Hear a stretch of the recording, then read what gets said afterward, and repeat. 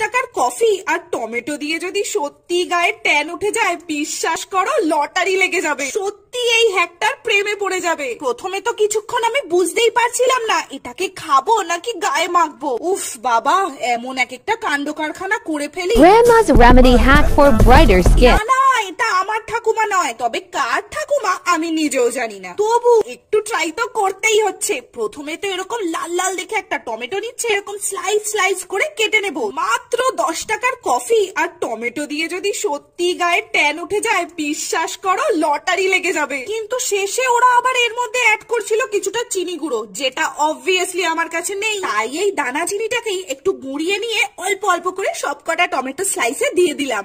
টানা রেডি আমাদের লাখ টাকার ডেজার্ট, যেটা আমি 20 টাকায় বানিয়েছি। আর সেই দেখে তো মাও চলে এলো, তাই দুজনেই আমরা এক একটা করে টমেটো স্লাইস ঘষে ঘষে মুখে মেখে নিলাম। আর মা বললো বাকিগুলোকে বেকার নষ্ট না করে এইভাবে ইউজ করে ফেলতে। কিন্তু 10-15 মিনিট বাদে এটাকে তুলতেই আমি তো একেবারে শক খেয়ে গেছি। কনুই আর আন্ডার আর্মের পিগমেন্টেশনটা দেখো কতটা হালকা হয়ে গেছে।